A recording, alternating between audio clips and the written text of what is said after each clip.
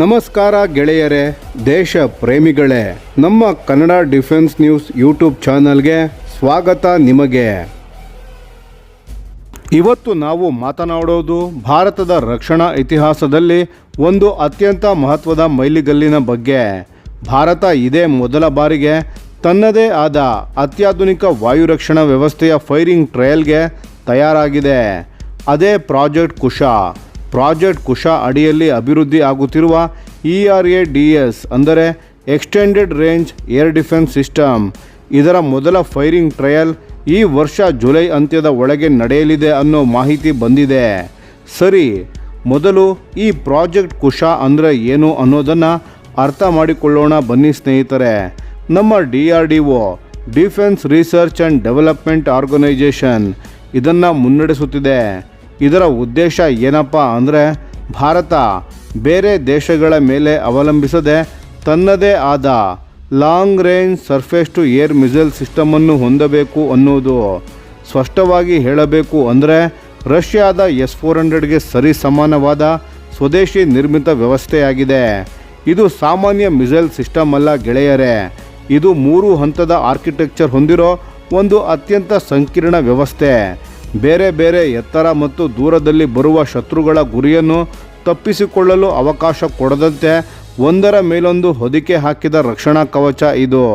ಈಗ ಇದರ 3 ಇಂಟರ್ಸೆಪ್ಟರ್ ವೇರಿಯಂಟ್ಗಳ ಬಗ್ಗೆ ತಿಳಿದುಕೊಳ್ಳೋಣ ಬನ್ನಿ. ಮೊದಲನೆಯದು M1. ಇದೊಂದು ಆಧಾರ ವೇರಿಯಂಟ್ ಆಗಿದ್ದು ಇದು 150 ಕಿಲೋಮೀಟರ್ ದೂರದವರೆಗೆ ಇರುವ ಗುರಿಗಳನ್ನು ನಾಶ ಮಾಡಬಲ್ಲದು. ಎರಡನೆಯದು M2 ವೇರಿಯಂಟ್. ಇದಕ್ಕೆ ಸ್ವಲ್ಪ ದೊಡ್ಡ ಬೂಸ್ಟರ್ ಹಂತ ಇದೆ. ಆದ್ದರಿಂದ ಇದು 250 ಕಿಲೋಮೀಟರ್ ದೂರದವರೆಗೆ ಶತ್ರುಗಳ ಗುರಿಯನ್ನು ಹೊಡೆಯಬಲ್ಲದು. ಮೂರನೆಯದು M3. ಇದು ಎಲ್ಲದರಲ್ಲೂ ದೊಡ್ಡದು. 350ರಿಂದ 400 ಕಿಲೋಮೀಟರ್ ದೂರದ ಗುರಿಗಳನ್ನು ಕೂಡ ಇದು ತಲುಪಬಲ್ಲದು. ಇದು ಭಾರತದ ಆಕಾಶ ರಕ್ಷಣೆಯ ಅತ್ಯಂತ ಹೊರಗಿನ ಕವಚ. ವಿಶೇಷ ಏನಪ್ಪ ಅಂದರೆ DRDO ಎಲ್ಲ 3 ವೇರಿಯಂಟ್ಗಳಿಗೂ ಒಂದೇ ಬೇಸ್ ಮಿಸೈಲ್ ಮಾಡ್ಯುಲರ್ ಆರ್ಕಿಟೆಕ್ಚರನ್ನು ಬಳಸಿದೆ. ಇದರಿಂದ ತಯಾರಿಕೆ ಸುಲಭ, ಲಾಜಿಸ್ಟಿಕ್ಸ್ ಸರಳ. ಇನ್ನು ಈ ಮಿಸೈಲ್ಗಳ ಸಾಮರ್ಥ್ಯ ಎಷ್ಟಿದೆ ಅಂದರೆ ಅವು ಮ್ಯಾಕ್ 5.5ರ ವೇಗದಲ್ಲಿ ಅಂದರೆ ಶಬ್ದದ ವೇಗಕ್ಕಿಂತ 5.5 ಪಟ್ಟು ಹೆಚ್ಚು ವೇಗದಲ್ಲಿ ಧಾವಿಸಿ ಗುರಿಯನ್ನು ತಲುಪುತ್ತವೆ. ಇವು ಏನನ್ನು ನಾಶ ಮಾಡಬಲ್ಲವು? ಚುರುಕಾಗಿ ಹಾರಾಡುವ ಫೈಟರ್ ಜೆಟ್ಗಳು, ಸ್ಟೆಲ್ತ್ ಡ್ರೋನ್ಗಳು, ಸಬ್ಸಾನಿಕ್ ಕ್ರೂಸ್ ಮಿಸೈಲ್ಗಳು ಮತ್ತು AWACS ಅಂದರೆ ಏರ್ಬೋರ್ನೆ ವಾರ್ನಿಂಗ್ ಅಂಡ್ ಕಂಟ್ರೋಲ್ ಸಿಸ್ಟಮ್ ವಿಮಾನಗಳು. ಇವನ್ನೆಲ್ಲ ಈ ಸಿಸ್ಟಮ್ ಟಾರ್ಗೆಟ್ ಮಾಡಬಲ್ಲದು ಮತ್ತು ಸಿಂಗಲ್ ಶಾಟ್ ಕಿಲ್ ಪ್ರೊಬಬಿಲಿಟಿ 80% ಹೆಚ್ಚು ಅಂತ ತಜ್ಞರು ಹೇಳುತ್ತಾರೆ. ಅಂದರೆ ಒಂದು ಮಿಸೈಲ್ ಹಾರಿಸಿದ್ರೆ ಗುರಿ ನಾಶವಾಗೋ ಸಾಧ್ಯತೆ 80% ಹೆಚ್ಚು. ಈಗ ಇನ್ನೊಂದು ಮುಖ್ಯವಾದ ವಿಷಯವನ್ನು ಮಾತನಾಡೋಣ. ಡಿಜಿಟಲ್ ಇಂಟರೋಪರಬಿಲಿಟಿ. ಪ್ರಾಜೆಕ್ಟ್ ಕುಶ ಸ್ವಂತವಾಗಿ ಒಂಟಿಯಾಗಿ ಕೆಲಸ ಮಾಡಲ್ಲ.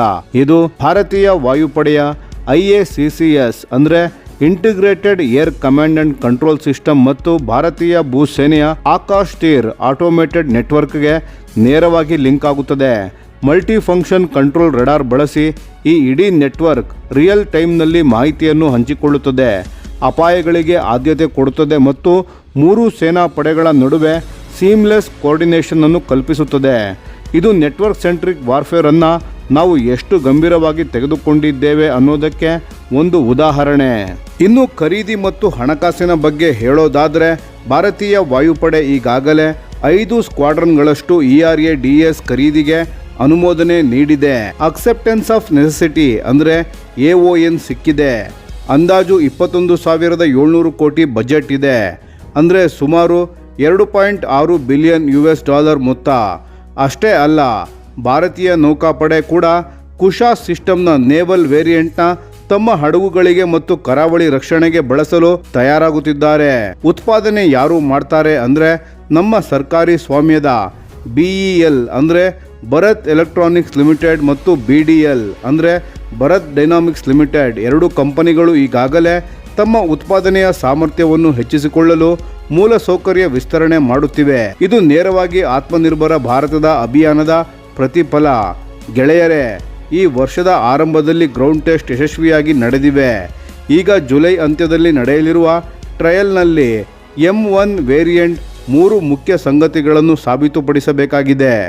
ಅದರ ಪ್ರೊಪಲ್ಷನ್ ಸಿಸ್ಟಮ್, ಆನ್ಬೋರ್ಡ್ ಗೈಡೆನ್ಸ್ ಮತ್ತು ಆಕ್ಟಿವ್ ಸೀಕರ್ ಸರಿಯಾಗಿ ಕೆಲಸ ಮಾಡುತ್ತಾ ಅನ್ನೋದು. ರಕ್ಷಣಾ ತಜ್ಞರುಗಳ ಪ್ರಕಾರ ಈ ಪ್ರಯೋಗ ಯಶಸ್ವಿಯಾದರೆ 2028ರಿಂದ 2030ರ ನಡುವೆ ERADES ಭಾರತೀಯ ಸೇನೆಯಲ್ಲಿ ಹಂತವಾಗಿ ಸೇರ್ಪಡೆಯಾಗಲಿದೆ ಮತ್ತು ಭಾರತ ವಿಶ್ವ ದರ್ಜೆಯ ಮಿಸೈಲ್ ತಂತ್ರಜ್ಞಾನ ಹೊಂದಿರುವ ರಾಷ್ಟ್ರ ಎಂದು ತನ್ನ ಸ್ಥಾನವನ್ನು ಗಟ್ಟಿ ಮಾಡಿಕೊಳ್ಳಲಿದೆ. ಇದು ಖಂಡಿತವಾಗಿಯೂ ಭಾರತದ ರಕ್ಷಣಾ ಸ್ವಾವಲಂಬನೆಯ ಪ್ರಯಾಣದಲ್ಲಿ ಒಂದು ಐತಿಹಾಸಿಕ ಹೆಜ್ಜೆ.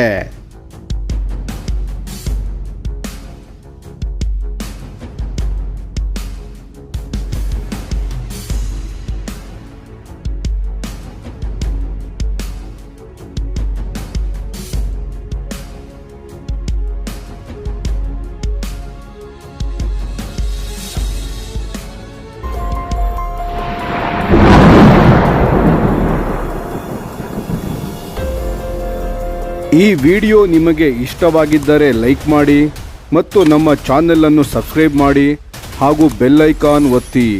ಯಾವ ಅಪ್ಡೇಟ್ಗೂ ಮಿಸ್ ಆಗಬೇಡಿ. ಡಿಫೆನ್ಸ್ ಸುದ್ದಿಗಳನ್ನು ತ್ವರಿತವಾಗಿ ಪಡೆಯಿರಿ. ನಿಮ್ಮ ಬೆಂಬಲವೇ ನಮ್ಮ ಶಕ್ತಿ. ಭಾರತ ಬಲಿಷ್ಠವಾಗಲಿ ಎಂದು ಆಶಿಸುತ್ತಾ ಭಾರತ ಮಾತೆಗೆ ಜೈ. ಧನ್ಯವಾದಗಳು.